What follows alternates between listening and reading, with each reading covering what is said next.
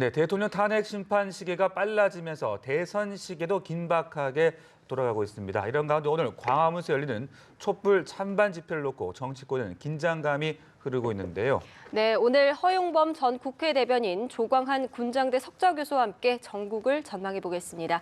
두 분 어서 오십시오. 네, 안녕하십니까? 안녕하세요. 네.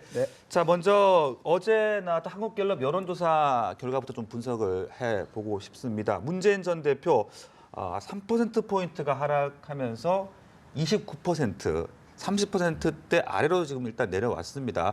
글쎄 문재인 대선이 좀 꺾일 가능성이 있다라고 봐야 되는 건지 하락의 이유 어떻게 좀 보셨습니까?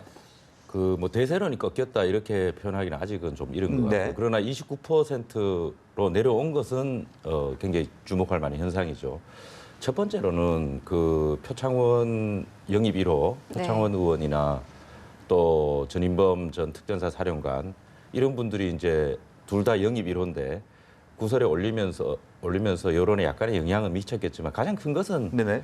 무엇보다도 안희정 충남지사가 요즘 이제 계속 치고 올라오면서 지지율이 상대적으로 떨어진 거 아닌가 하는데 제가 그 주목할 것은 반기문 전 총장이 이제 불출마 선언을 했으면 그 표가 조금이라도 문 전 대표 쪽으로 가야 되는데 가지 않았어요. 그건 참 특이한 현상입니다. 오히려 줄어들었지 않습니까? 네. 이것은 그 문 전 대표에 대해서 이제 언론이 지적하는 소위 확장성의 문제가 약간 드러나는 거 아닌가. 그래서 이런 추세를 하면 특별히 오를 이유가 다시 뭐 반등의 계기가 생기지 않으면은 점차 줄어들 가능성이 있지 않냐 하는 관측들도 적지 않습니다. 네, 교수님은 문재인 대선을 어떻게 좀 보고 계십니까? 글쎄, 이렇게 봐야 되겠죠.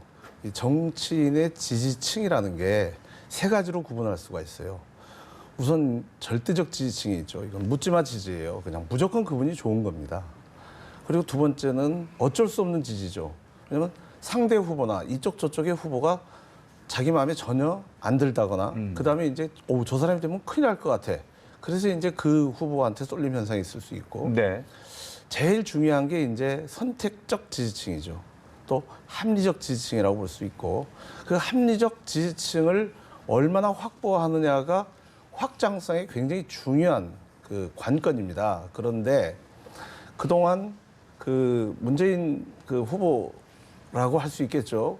절대적 지지층과 어쩔 수 없는 지지층이 일정 부분 가지고 있었다면 확장성이 꼭 필요한 그 선택적 지지층 그리고 그 합리적 지지층을 견인해내는데 좀 지금까지는 별로 효과를 못 봤다고 할 수 있겠죠. 그 가장 큰 원인은 아까 우리 허영범 대변인도 지적을 했습니다마는 네네. 이 반기문 총장의 사퇴로 인해서 이제 저쪽에 이 절대적 그 강자가 사실 지금 없는 상태거든요. 그래서 다시 약간 시계제로 내지는 혼미한 상태로 지금 접어든 상황입니다. 여기에서 이제 안희정 지사가 새로운 가능성을 갖다 지금 보여주고 있는 것이죠. 네네. 여기가 지금 조정기라고 봐야 될 수 있을 것 같습니다. 네. 네. 자, 안희정 충남지사의 경우에는 또 지지율이 급상승을 했습니다. 지난 조사 때보다 9%나 그렇죠. 뛰어 올랐는데요. 자, 이렇게 급등한 이유는 뭐라고 보시고 또 민주당 당내 경선까지 좀 뒤흔들 수 있을지 전망 좀 해주시죠. 지금 한 열흘 사이에 10% 가까이 올라왔다는 네. 것 자체가 굉장히 큰 돌풍이죠. 이것은 이 자체만으로도 민주당 경선 구도를 흔들고 있다고 봐야 되고요.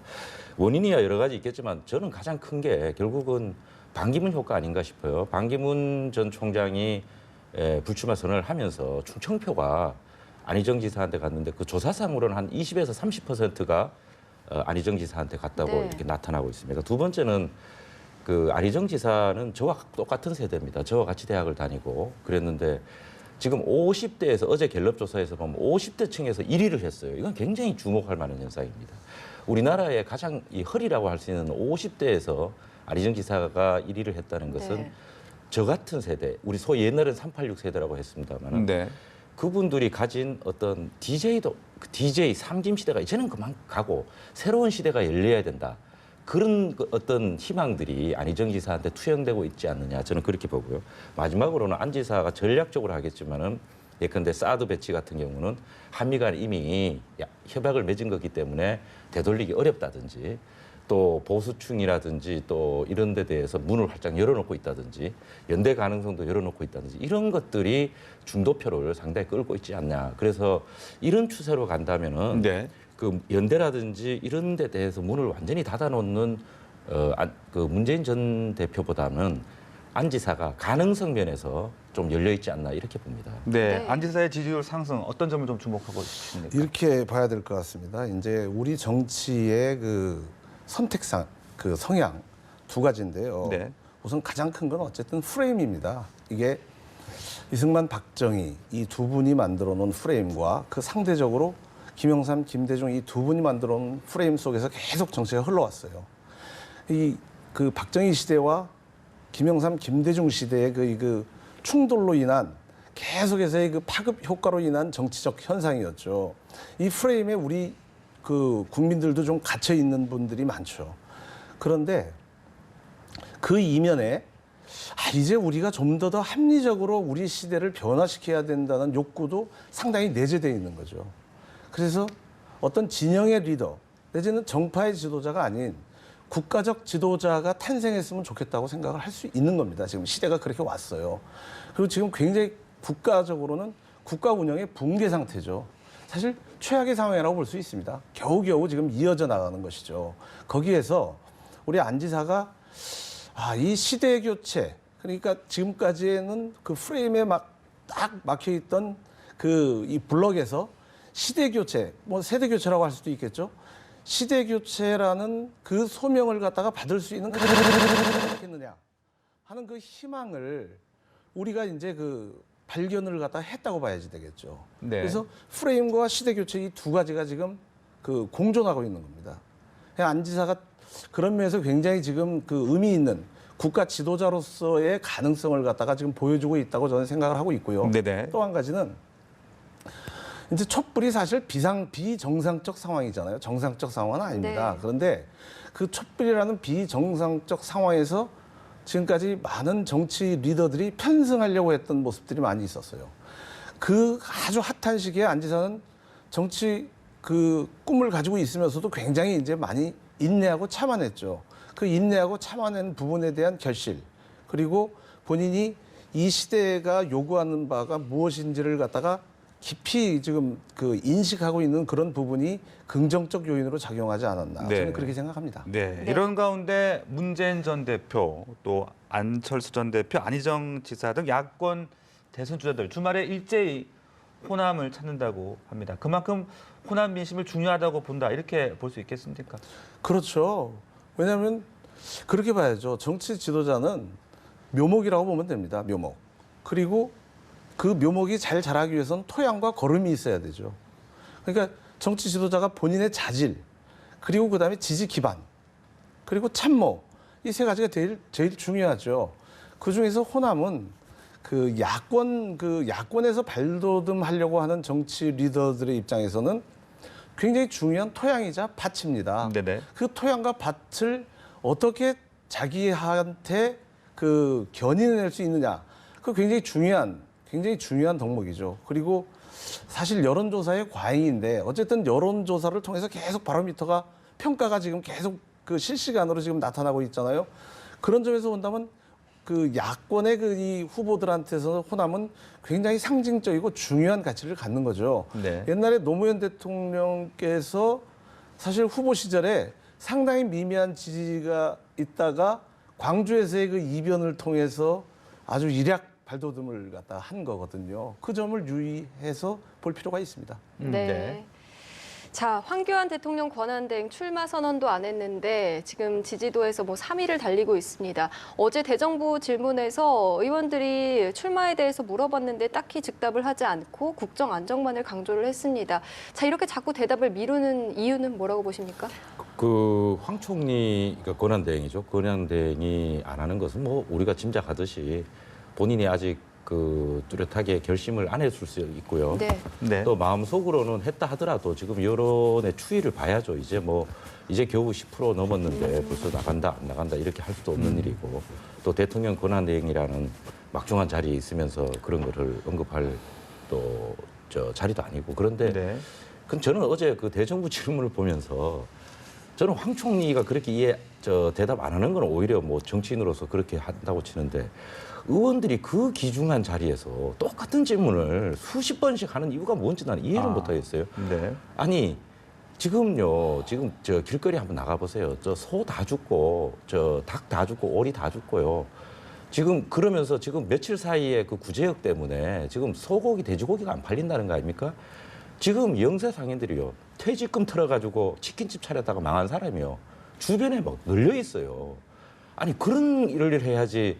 똑같은 질문을 그 국민을 대표해서 나가가지고 하는 질문이 출마할 겁니까? 안 할 겁니까? 이걸 무슨 뭐 하려고 수십 번씩 묻습니까? 저는 어제 보면서 막 TV를 정말로 네. 꺼버리고 싶더라고요. 그래서 황 총리에 대해서 이해하면서도 본인이 그 자리에 있으면 그렇게 안 하겠습니까?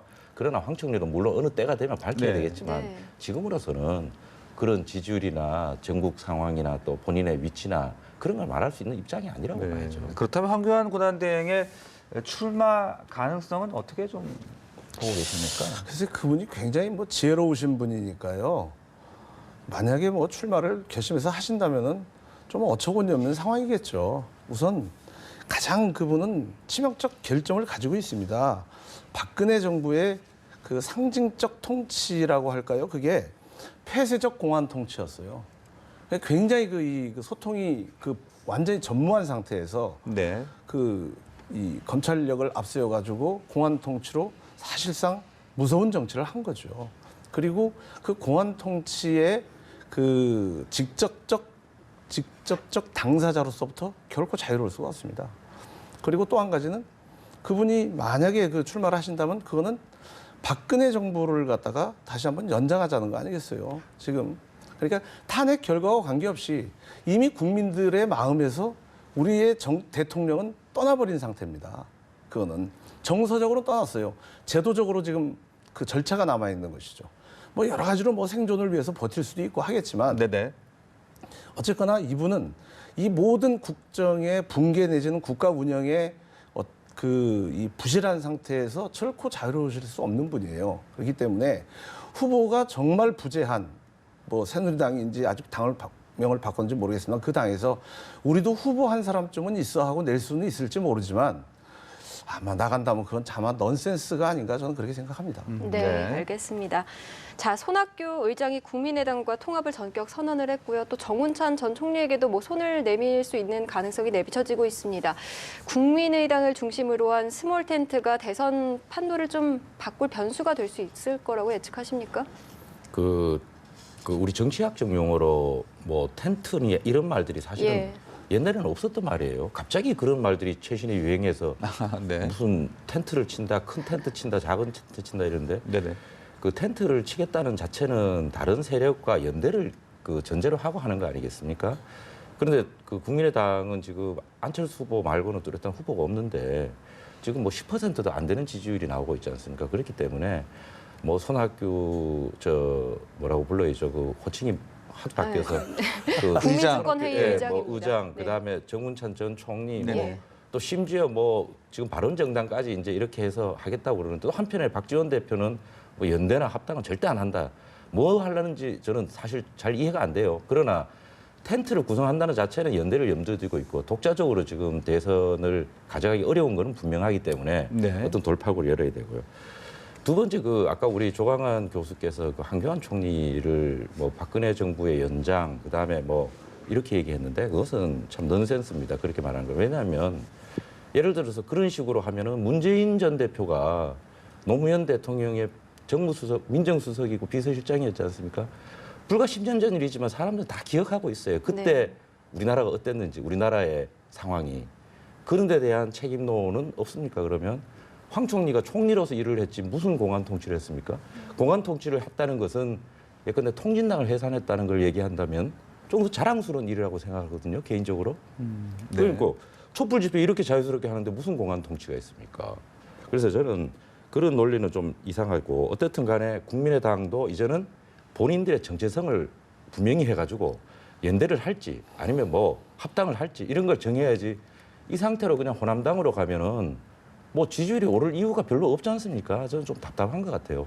그 국민의당을 보면. 이런 건데 유승민 의원은 또 보수보 단일화, 뭐 중도 보수를 어떤 모든 후보와도 같이 단일화할 수 있다. 또 이렇게 발언을 했거든요. 그 부분은 어떻게 해석을 하십니까?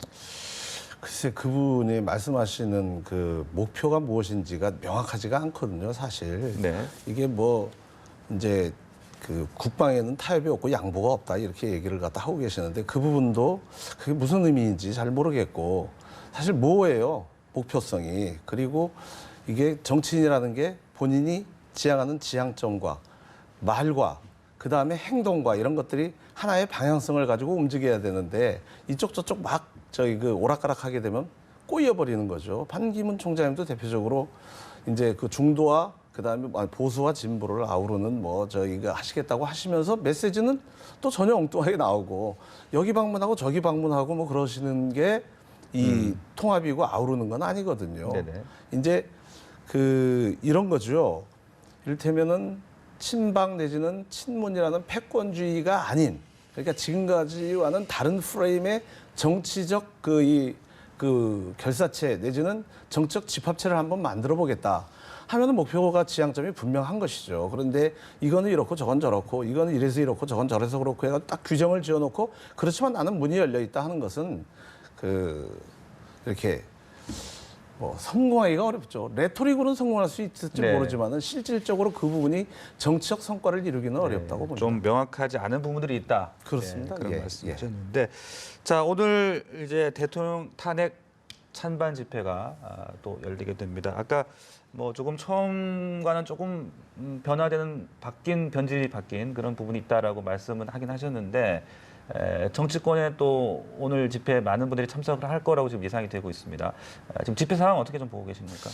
안타깝죠. 사실은 이게 광장 민주주의는 사실상 대의 민주주의가 실패했다고 봐야 되는 겁니다. 그거는 우리가 그 87년 체제 이후에 제도적 민주주의 내지 형식적 민주주의는 어느 정도 갖추었지만 내용적 실질적 민주주의는 갖추어지지 않은 것이죠. 그래서 이것이 이제 촛불의 민심으로 지금 그 나타나고 있는 것이고 네. 이 촛불 민심은 어떤 의미에서 보면 절제된 분노가 지금 저희 그 광장에서 이루어지고 있는 거죠. 비교적 평화롭게 진행이 되고 있기 때문에 그리고 이 지금 우리 사회 환경과 정치 환경이 굉장히 불안정하기 때문에 정치인으로서는 이 광장의 흐름과 광장의 민주주의를 외면할 수가 없겠죠. 우선 정치권 자체가 총체적으로 같이 반성하고 고민해야 될 부분입니다. 국가라는 것은 어쨌든 그 국가의 리더들에 의해서 안정적으로 이끌어가야 되는 것이고 그 속에서 국민들은 행복감과 안정감을 찾아가야 되는데 이 불안정한 상황을 만들고 이 불안정한 상황 속에서 이쪽에서는 막 촛불 집회가 열리고 저쪽에서는 태극기 집회가 열리고 뭐 이게 사회적으로는 좀 안타까운 현상인 네. 것이죠. 다만 분명한 것은 국민들의 입장에서는 그동안 이 지금 일어나는 몇 가지 그 많은 상황들이 엄청난 상처고 충격이죠. 드러난 상황들이 뭐 전혀 없는 게 일어나지는 않았겠죠. 다소 과장됐을 수도 있고 다소 조금 그 왜곡됐을 수도 있겠지만 본질은 그 몇몇 사람에 의해서 국가가 상당히 농단됐다라고 하는 것은 뭐 이미 많은 부분이 나와 있고 거기에서 많은 그 상처와 시리와 좌절에 빠진 국민들이 광장에서나마 그들이 가지고 있는 아픔을 갖다가 얘기하는 것은 그 우리 사회가 좀 더 너그럽게 받아들여야 된다고 생각을 합니다. 네. 자, 이렇게 촛불 집회 또 태극기 집회에 의원들도 많이 참석을 한다고 하거든요. 민주당은 뭐 대거 촛불 집회 참석한다고 하고 여당에서도 태극기 집회에 뭐 일부 의원들이 참석한다고 하는데 이 점에 대해서는 어떻게 보십니까? 그 저는 뭐 정치인이든 누구든 참여하는 건 자유라고 봅니다. 네. 그러나 민주당의 경우는 공식적으로 당 지도부에서 전 의원들에게 참여를 독려하고 소위 말하는 뭐 총동원령을 하지 않습니까? 그리고 또 새누리당에서도 일부 의원들이 개별적으로 참여하는데 뭐 당에서 공식적으로 한 건 아니라고 그래요. 네. 그런데 그 중요한 것은 거기 가는 것도 사실 대의민주주의를 포기한 거지만 저는 가장 중요한 것이 거기 가서 탄핵을 그 지금 헌법재판소에서 하는 탄핵 심판을 조속히 반드시 인용해야 된다라고 국민들이 주장할 수 있어요. 그러나 정치인들이 가가지고 또 저 대선 주자분들이 가가지고 그렇게 주장하는 것은 정말 옳지 않다고 봐요. 왜냐하면은 아니 헌정 질서를 수호하겠다고 지금 탄핵하는 거 아니겠습니까? 그런데 네. 그 헌정 질서를 판단하는 헌법재판소에 대해서 이래라 저래라 간섭하고 그 간섭이 넘어서 거의 압박까지 가고 있어요. 네. 예를 들면 안 하면은 어떻게 하겠다. 뭐 어떻게 하겠다. 계속 이런 말을 하는데 네. 이것은 우리나라의 헌정 질서에 대한 정말 정면 도전입니다. 저는 탄핵을 뭐 개인적으로 주장할 수 있어요. 그러나 네. 당의 차원에서 공식적으로 그리고 대통령이 되겠다는 분이 국민을 향해서 어떤 특정한 목표를 정해놓고 탄핵 심판을 특정한 방향으로 밀어붙이는 것은 저는 정말 옳지 않다고 네. 봐요. 이것은 헌정 질서를 부인하는 거라고 생각합니다. 네, 그렇다면 지금 그 안철수 전 대표만 그 정치권이 헌재를 압박하는 것은 바람직하지 않다. 지금 촛불 집회 참석하지 않겠다라고 예고했는데 좀 공감을 하시겠네요. 그거는 안철수 대표 혼자서 그렇게 얘기하지. 국민의당은 네. 공식적으로 조기 인용을 주장하고 있지 않습니까? 당론으로. 그러면 안철수 전 대표가 네. 본인이 직접 지금 당의 대표는 아니라고 하더라도 그 당에 누가 봐도 뭐 주주격이고 대주주격이고 네. 대선 주자인데 그런 의견을 당에 대해서 공식적으로 밝혀야 당당한 거지. 네. 본인이 안 나온다고 또 말로만 뭐 헌재에 간섭하면 안 된다고 이런다고 다 면책이 되는 건 아닙니다. 네. 그리고 안철수 전 대표가 뭐 촛불 집회 오든 안 오든 뭐 어떻게 하든 그건 본인이겠지만 뭐 방송 때문에 안 온다 그래요. 저 뉴스에 보니까 그건 아니겠고 아마 본인이 지금 굉장히 노력을 많이 하고 또 많은 공약을 하는데도 뭐 10% 선을 돌파하기 지금 어렵지 않습니까? 네네. 지지율에서. 네. 그런 데 대한 어떤 고육책으로서 네. 안희정 지사가 하는 방식을 유사하게 따라하는 거 아니냐 말하자면은 네. 중도 쪽으로 상당히 외연을 넓히려는 거 아니냐 저는 그렇게 생각이 듭니다. 네, 알겠습니다. 자, 특검 얘기 네. 해보겠습니다. 자, 특검이 청와대 압수수색과 관련해서요 행정소송을 내고 또 박근혜 대통령을 기소하지 못하는 경우에는 기소 중지 가능성도 시사를 했습니다. 강공 카드를 내밀었는데 효과가 좀 있을 거라고 보십니까? 그래서 특검으로서는 그 방법밖에 없겠죠. 우선 일단 대면 조사와 그다음에 청와대에 대한 압수수색이 지금 현실적으로 불가능한 상태에서 특검이 취할 수 있는 조치는 최대한 취해야겠죠. 그런데 이게 강공이다, 아니다 이런 걸 떠나서 현실적인 벽에 부닥쳐 있는 겁니다. 지금 그 부분이. 네. 다만 이제 박근혜 대통령의 이제 범죄 혐의죠, 일종의. 그게 범죄라는 사람도 있고 아니라는 사람도 있고 논쟁이 여전히 있습니다만 일단은 어쨌든 수사 선상에 떠올랐으면 범죄 혐의인 거죠. 범죄 혐의인데 청와대 압수수색이라는 게 사실상 굉장히 이제 복합적 문제를 가지고 있어요. 사실 그쪽에서 많은 일이 이루어졌기 때문에 그 화이트 칼라 범죄의 특성상 그 청와대에 대한 압수수색은 반드시 필요한 부분입니다. 그런데 그곳이 또 이제 국가의 중추 기능을 갖다가 담당하는 지역이라는 그 충돌되는 그 부분이 있어서 어렵고 그다음에 우리 박근혜 대통령은 뭐 제가 느끼기에는 다른 분들은 또 다르게 느낄 수 있으나 유신 시대 사고에 계속 머물러 계신 분이에요. 지금까지 여러 가지 그 통치 행태를 볼 때는 그런데 이 유신 시대의 그 절대 권위적 그 대통령에 이렇게 탁 머물러 계신 분이 수사기관의 조사를 받는다? 본인이 아마 납득하기 어려울 거예요. 그래서 처음에는 이제 분노가 질풍같이 몰아칠 때는 일단 일시 후퇴하는 듯 하다가 그 후에는 뭐 이런저런 이유 그리고 뭐 궁색한 이유 나름대로 또 명분 있는 이유 이런저런 이유를 대면서 이제 계속 뭐 회피하고 있지 않습니까? 네. 뭐 그러면서 본인은 뭐 이제 언론이나 이런 쪽에다가는 정말 역겹다, 당당하다 이렇게 얘기를 하는데 당당하면 가서 조사 받을 수 있는 것이죠. 내가 정말 떳떳하고 내가 정말 잘못이 없는데 뭐 그리고 네.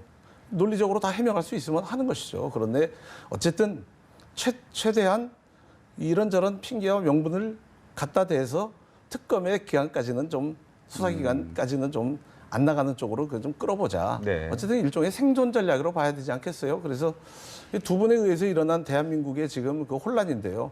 최순실 씨는 묵비권을 가지고 계속 시간 끌고 있는 것이고 우리 박근혜 대통령은 청와대라는 유리한 그 지형에서 네. 이리저리 시간 끌면서 버티게 하고 있는 것이죠. 네. 근데 특검으로서는 뭐 선택의 여지가 별로 없을 겁니다. 네. 네. 특검의 박 대통령에 대한 대면 조사 또 박 대통령의 헌재에 직접 출석할 것인지 여부 이 부분 어떻게 좀 전망하십니까? 그러니까 특검이 그 이제 청와대 압수수색이 안 되니까 소송을 내고 그랬지 않습니까? 네. 지금 말씀하신 대로. 그런데 저도 법대를 졸업하고 이제 뭐 전문 지식이 있다고는 하지 어렵지만은 그래도 이런저런 생각을 해보면은 그 국가 검찰기관, 사법기관이 그 법원에다가 그런 소송을 내는 게 과연 가능한지 저는 의문이에요. 또 그 논란이 있습니다, 실제로. 그렇죠.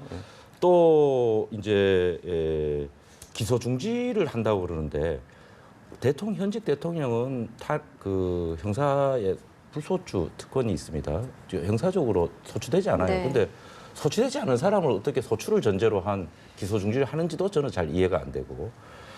그다음에 박근혜 대통령이 조사를 받아야 되는 거는 뭐 너무나 당연한 겁니다. 법 앞에 누구나 평등하고 또 본인도 그렇게 말씀하셨기 때문에 당연히 해야 되는 일입니다. 그런데 또 박근혜 대통령 입장에 서면 누구나 피의자는 자기를 방어할 권한이 있는 겁니다. 왜 말을 안 하냐? 이렇게 윽박지르는 게 아니라 민주사회에서는요. 말 안 하는 것도 권한으로 헌법이 보장하고 있는 겁니다. 그것이 우리가 수천 년 동안 법을 발전시켜 오면서 내린 결론이에요. 근데 말을 안 한다고 묵비권을 행사한다고 나쁜 사람 이러면 그거는 정말 반법률적인 사고방식이고요. 그래서 그 정치적인 어떤 의무, 도의적인 의무, 법률적인 권한 이런 것들을 균형감 있게 생각을 해야 되고 그래서 결론적으로 보면 대통령께서도 결국은 특검이 끝나기 전에 네. 조사를 받지 않을까. 그러나 현직 대통령이라는 입장 또 이전에 그 누구도 뭐 대통령 중에 뭐 깨끗한 사람이 있었습니까? 지금 우리가 다 잊은 게 아니지 않습니까? 누구도 조사받지 않았었어요. 그러니까 그런 선례를 남긴다는 데 대한 또 고려 이런 걸 충분히 고려해서 특검 전에 끝나기 전에 조사를 네. 받지 않을까. 또 마땅히 또 국민의 여론을 보면은 조사를 받아야 된다. 저는 그렇게 생각합니다. 네. 네. 자, 오늘 말씀 여기까지 듣겠습니다. 지금까지 허용범 전 국회 대변인, 조광한 군장대 석좌 교수와 함께했습니다. 두 분 고맙습니다. 고맙습니다.